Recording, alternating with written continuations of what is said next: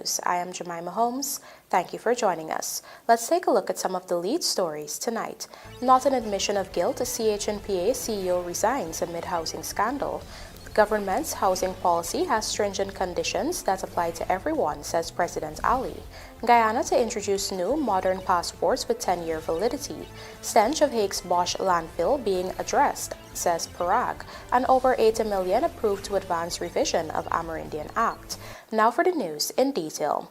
Chief Executive Officer of the Central Housing and Planning Authority, Sherwin Greaves, has resigned from the position amid allegations of corruption and collusion within the agency, and following a complaint against him at the U.S. Department of Justice. In our lead story tonight, Tricia Sobers reports that the official has since noted that his resignation is not an admission of guilt, but rather a personal choice. In recent days, the operations of the Central Housing and Planning Authority of the Ministry of Housing and Water came under the spotlight amid allegations of corruption and collusion. Following the allegations, the CHPA Chief Executive Officer Sherwin Greaves tendered his resignation on Monday with immediate effect. In a statement on Tuesday, Greaves denied any wrongdoing and attributed his resignation to personal reasons. He detailed, quote, "This decision is a deeply personal one made after consulting with my family. It stems from various posts on social media directed at me personally. Let me be crystal clear. My resignation is purely a personal choice and in no way an admission of guilt. Everything I have achieved has been through hard work and can be fully justified." End quote. Greaves further said the allegations have caused significant distress to his family and impacted their mental well-being. The former CEO added that he did not enter public service to be subject to vilification. Greaves' resignation comes after a complaint was filed with the United States Department of Justice, DOJ, after they launched an investigation into his alleged purchase of a U.S. $770,000 New York home last year. It is alleged that the sale was facilitated by a close relative of convicted real estate businessman Abdul Hamad. The Department of Justice was asked to investigate the seeming quid pro quo for favors to be granted in Guyana in violation of the Foreign Corrupt Practices Act, FCPA, in which Hamad recently purchased prime real estate in Guyana at alleged reduced price from the CHPA. One such purchase had to do with the sale of 30 acres of land in Ogle near ExxonMobil's headquarters to a company owned by Hamad. In a statement, the Housing Ministry explained that the transaction is above board and that the $30 million per acre price tag was standard and had been in place for years, even under the previous government. Tricia Sobers, Evening News. Meanwhile, noting that less than 10% of the total land being developed for housing goes to private developers, President Dr. Irfan Ali has explained that the government's land policy has stringent conditions that apply to everyone. Here's what he had to say. There's a process. There was an expression of interest.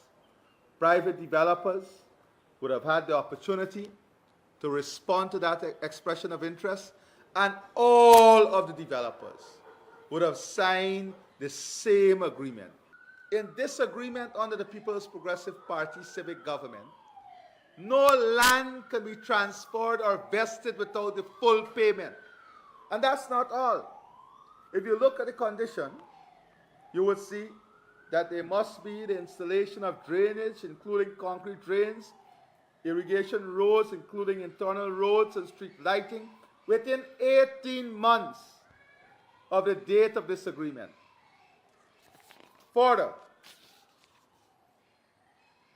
substantial completion or substantially completing 70% of the residential construction within 3 years of the date of the agreement. It goes further to say, of course, the purchase price for all of the developers is $30 million per acre and 30% deposit upon signing of the agreement. The balance of the purchase price shall be paid to the vendor within 18 months. That will be paid to CHPA within 18 months of the date of this agreement, And further, not only payment must be made, and the substantial completion of infrastructure works, at which time, only at that time, title to the property shall be passed to the purchaser. So none of these developers would have title until all of these conditions are satisfied. And if they don't satisfy the condition, that we go further. This is the agreement we signed. If the infrastructure works are not substantially completed within 18 months, the vendor, that is CHPA, shall be under no obligation to accept the balance of the purchase price and convey title to the purchaser, and may, at this point, terminate the agreement, and not only terminate the agreement, and retain 30% of the deposit. That was the agreement. This is the agreement we signed. Further, ownership of the property will be transferred in the name of the purchaser on publication of the sale in the official gazette. Nothing in secrecy. In a move that will upgrade local travel documents in keeping with international standards, Guyana will soon introduce new passports with a 10-year validity. Kelroy Williams tells us more. During a recent interview with Radio Eve Leary, Deputy Chief Immigration Officer DCIO Stephen Telford revealed that works are ongoing to upgrade the existing travel document to include modern features in alignment with international standards. What we currently will be rolling out shortly for our country is our new passport. Those passport has been upgraded and it would now be valid for 10 years instead of 5 years. So shortly, your next passport that you might lucky to be received will now be valid for 10 years instead of 5 years. So we are there with the international standard of those passports. We're currently working, and very soon we will have those passports rolling out to our citizens. Moreover, as part of its digitalization program, the Guyana government is moving to implement automated border management systems across the country. Currently, the automated system has been installed at the Chedijagan International Airport. However, the DCIO revealed that they are currently working on deploying the system at all key entry points. Well, as we speak currently, the implementation is ongoing, and I foresee maybe before the end of the month, all of our ports of entry would be fully equipped with the system where persons can fill out their ED form online. Instead of waiting in long lines to be processed by an immigration officer, travelers can now simply swipe their passports and proceed. This not only speeds up the entry process, but also reduces congestion at the airport, enhancing the overall passenger experience. Previously, passengers were required to fill out printed forms upon arrival, a task that often caused delays and frustration. With the new system, travelers can complete these forms in advance and through digital means. The integration of these digital systems reduces the likelihood of errors, speeds up customs processing, and ensures better tracking of goods entering the country. Kelroy Williams, The Evening News. Michael Henry joins us now to report that the talks on the establishment of a law school in Guyana will continue in September this year at the Council for Legal Education. Here are the details. During the consideration of the budget estimates and expenditure on Monday, Legal Affairs Minister Anil Nandlal provided an update on the progress of establishing Guyana's first law school. The Guyana government has already completed a feasibility study for the establishment of a law school, and the findings were handed over to the Council for Legal Education, a regional organization which operates the Hugh Wooding Law School in the Republic of Trinidad and Tobago, the Norman Manley Law School in Jamaica and the Eugene DuPage Law School in the Bahamas. With land already identified for the construction of the school, Nandlal revealed that the CLE will continue talks on its establishment later this year. We have already located approximately 7 acres of land within the precincts of the University of Guyana campus at Turkine. We have submitted a preliminary feasibility study to the Council of Legal Education as requested by the Council. Last week, Wednesday, the Council established a subcommittee of the Council to specifically address the issue of the establishment of another law school of the Council in this time in Guyana. And that subcommittee met only last Wednesday, and certain timelines were agreed on for the submission of the entirety of the feasibility study in time for consideration by the Council at its September meeting.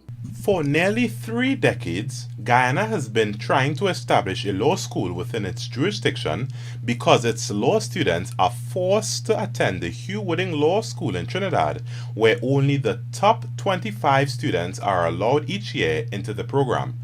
Under the A Partnership for National Unity, Alliance for Change Coalition administration, attempts had been made to establish the Joseph Oscar Fitzclarence Haynes Law School, but the CLE had not been approached about the project initially, and when permission had eventually been sought, it was denied in late 2017. Back in September 2022, the CLE had approved a new proposal from Guyana to set up its own law school. The CLE had subsequently outlined the requirements that the country needed to fulfill, including conduct of the feasibility study. I am Mishael Henry, reporting for The Evening News. With a ruling having been issued by the Dispute Avoidance and Adjudication Board, DAAB, on the gas to energy dispute between the Government of Guyana and Linseca CH4, the government now has 28 days to decide on whether to go forward with arbitration. According to a statement from the Office of the President, the DAAB issued its ruling on January 31, 2025. While it did not say what the ruling was, citing confidentiality, it was explained that both parties now have 28 days to decide on their next course of action, namely whether they wish to refer any of the decisions to arbitration. In this regard, the Guyana government said it will, in the next few weeks, in consultation with its partners including ExxonMobil, as well as relevant legal and technical advisors, determine the best course forward. The joint venture, formed by United States-based companies Linseca and CH4, was awarded the US $759 million contract in November 2022 to build the 300-megawatt combined cycle power plant and the NGL facility at Wales West Bank Demerara, key components of the GTE project. However, there was a 3-month delay in various components of the project that would affect LNDCH4 Guyana's delivery of the power plant in accordance with the contractual timelines. While the government had extended the deadline by 3 months, the contractor was not satisfied and wanted more time. This resulted in LNDCH4 Guyana making financial claims to the tune of US $50 million, stating that the delays would cost the company millions in liquidated damages. The Guyana government has already rejected this financial claim, thus resulting in the contractor activating a dispute resolution mechanism.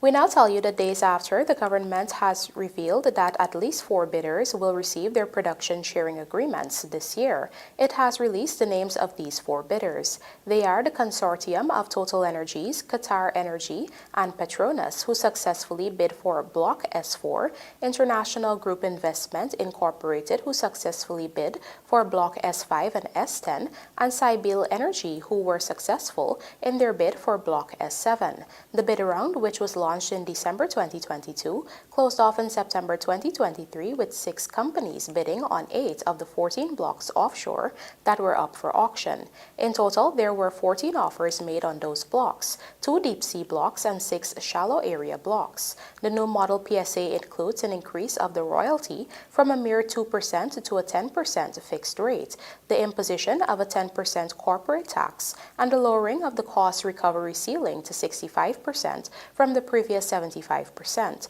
while maintaining the retention of the 50-50 profit sharing after cost recovery.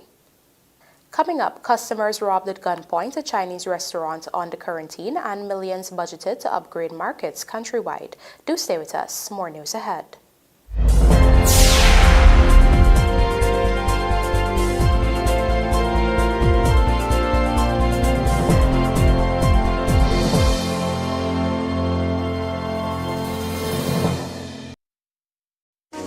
Need quality electrical or hardware supplies for domestic, commercial, and industrial usage? Visit SPR Enterprise. We stock a wide variety of tools, transformers, connectors, cables, line hardware, and control products at competitive prices. Check us out for brands such as Square D, Eaton, Fluke, Klein, and 3M. We are located at 45 Brick Dam, Georgetown, or call us on 223-5699, 223-5687, or WhatsApp 639-7193. SPR Enterprise, your single source for quality electrical products.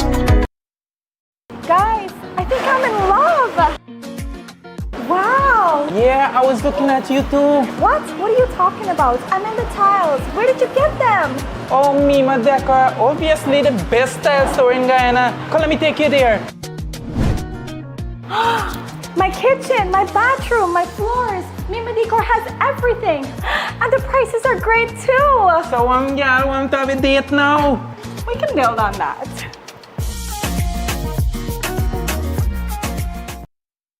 In today's tough driving conditions, every engine faces three powerful enemies: engine heat, pollutants, and frequent short trips. Each factor is a direct cause of engine sludge, a buildup of dirt that can block vital oilways. This triple threat demands triple protection. Castrol GTX's Triple Protect Power is engineered to fight these three main causes of engine sludge.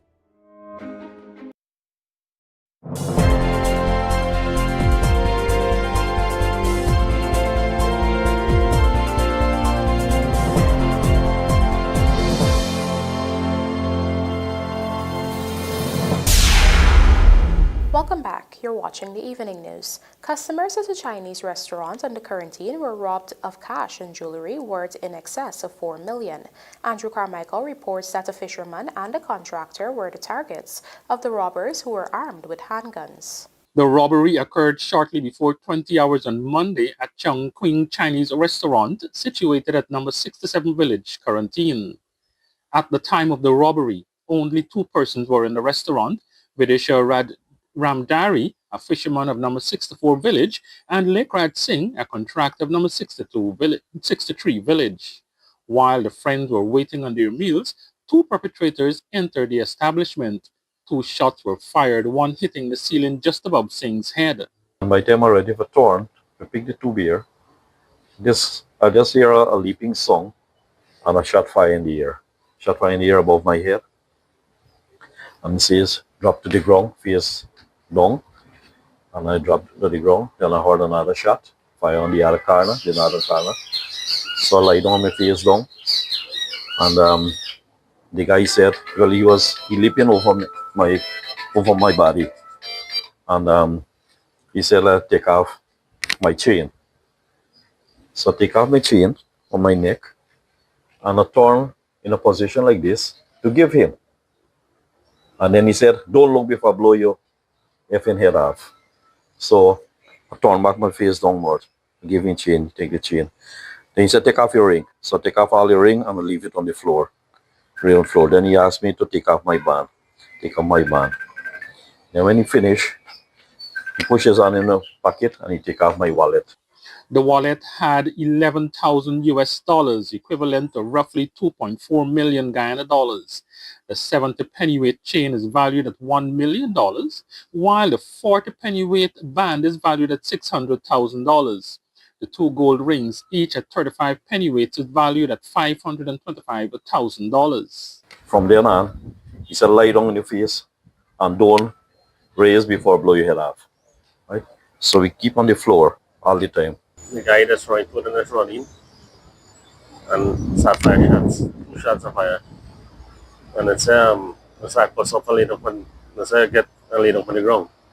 So before me turn for watch, The guy don't approach me and put me flat footing on plane and he stand on me back without the foot. And he press on me, so me not kept see nothing until he got my wallet, my phone and my watch. He take off in my hand. And that's how big thing for me there. You had any money? Yeah, I mean, got 223,000. I was on the floor probably over 10 minutes. After I ain't hearing no song at all, then I heard persons coming in, running restaurant. And they said, like I drunk and lie down. It's then only we know that the band is probably gone. So we get up. When I get up, I then saw him getting up too on the floor. There are reports that moments before the robbery, a suspicious customer was in the restaurant and ordered food and a drink, but consumed only a small portion before leaving. One person has been taken into custody for questioning as the investigations continue. For the Evening News, Andrew Carmichael. Following questions raised in the National Assembly during the examination of the budget estimates, Minister of Local Government and Regional Development Sonia PARAG has assured that a range of measures will be rolled out to address the infamous stench and potential environmental impact at the Hague's Bosch landfill. Gerald Bryan tells us more. For some time, complaints have been made about the Hague's Bosch landfill at Eccles, east bank of Demerara. During the examination of the budget estimates on Tuesday, Minister of Local Government and Regional Development Sonia PARAG was questioned about what actions the government is taking to mitigate the stench. Additionally, Opposition Member of Parliament Ganesh MAHIPAUL raised the question of waste being dumped by the oil companies. The Honourable Member has, I'm not sure whether he'd spent some time at the actual landfill site. Seems so. I did. But we are catering in our budget for the environmental monitoring of the landfill sites, water, air, and quality testing. And a very small amount of treated waste goes to the landfills, From Exxon, let me be clear, from Exxon, a very small amount. So irrespective of your view that the Exxon is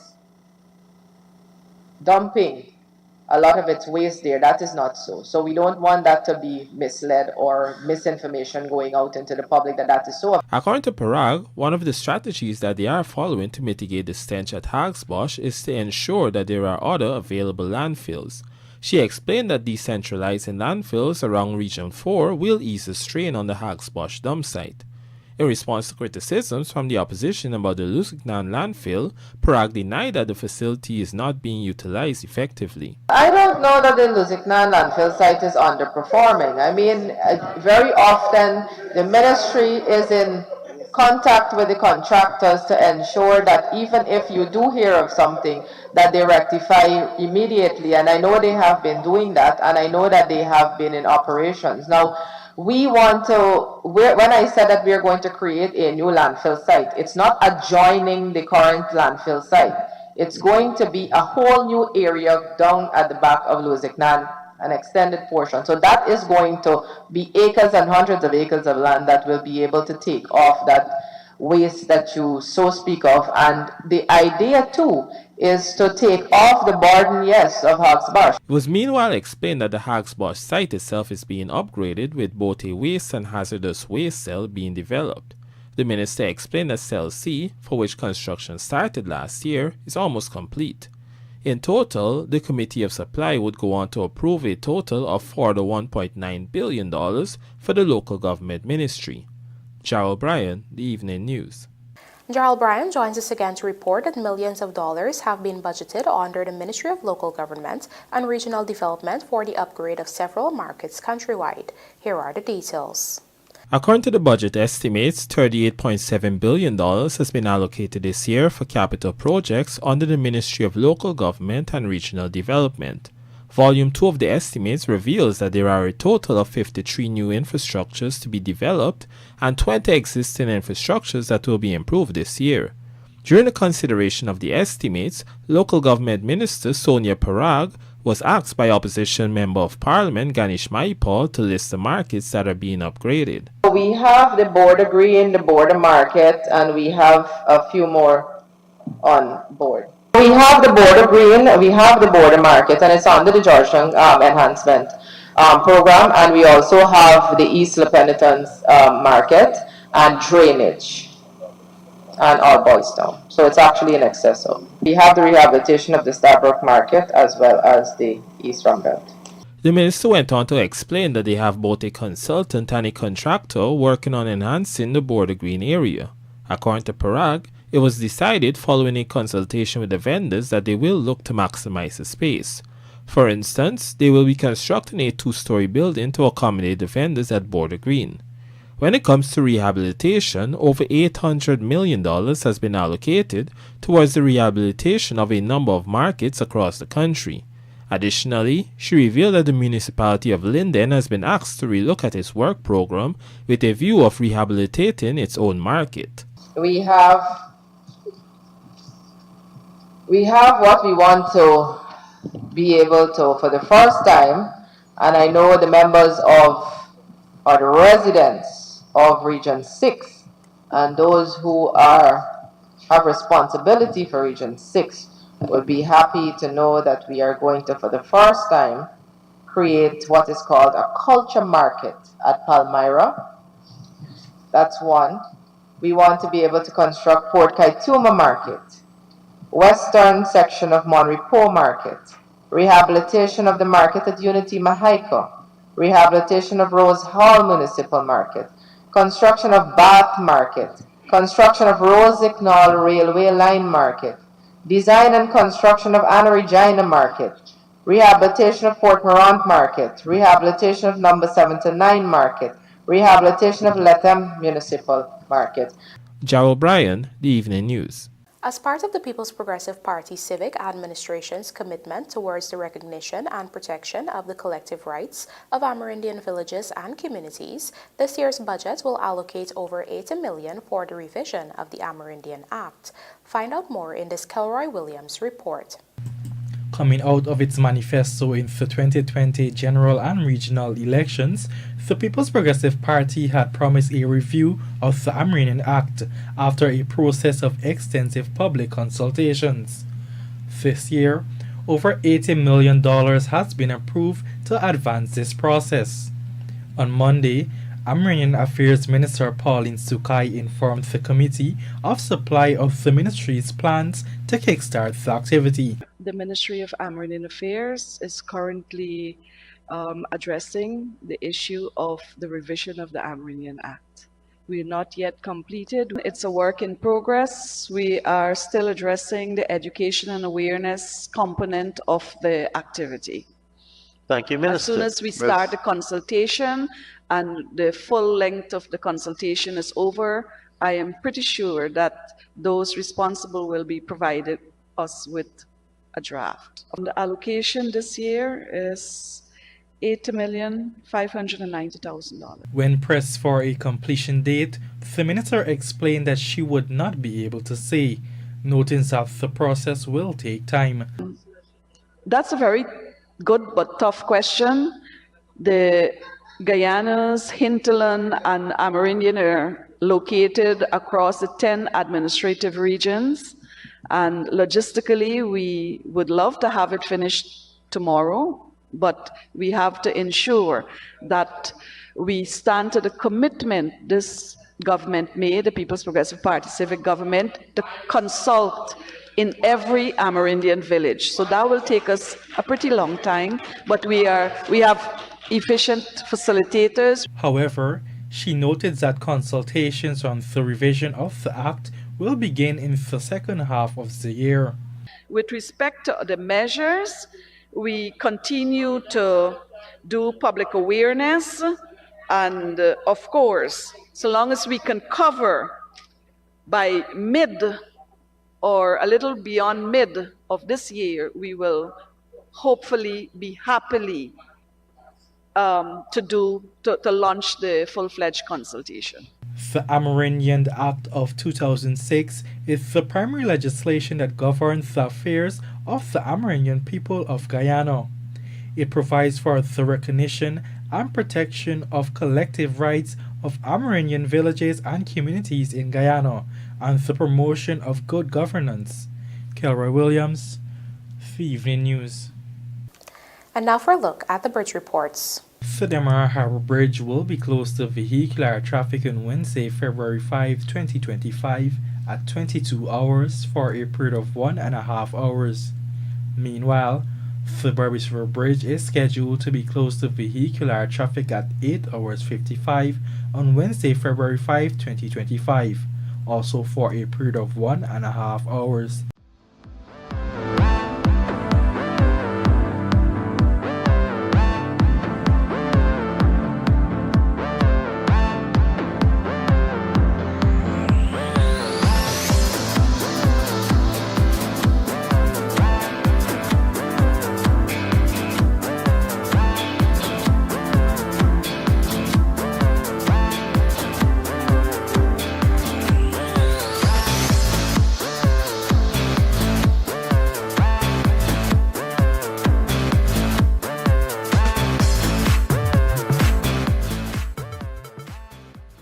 West Indies Championships, GHE, new additions ready to go in second round and fixtures confirmed for Pan Am Junior Challenge. These stories and more coming up in this evening's Sportcast, sponsored by MAHIPAUL. Hi. Digicel is celebrating 18 amazing years, and we're giving you the ultimate shopping spree. That's right, top up with $1,000 or more, and you could be one of 4 lucky winners, each walking away with up to $1 million in groceries. Imagine filling your carts with everything you need and more, absolutely free. Top up now and get ready to dash for carts full of groceries. Digicel, the network for everyone, everywhere. Looking to bring your dream home to reality? Or simply taking on a home improvement project? Then National Hardware Limited is where you should start.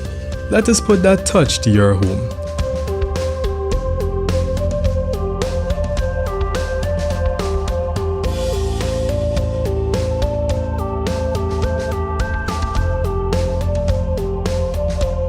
Choose from over 1,000 Berger Paint original hues for any surface.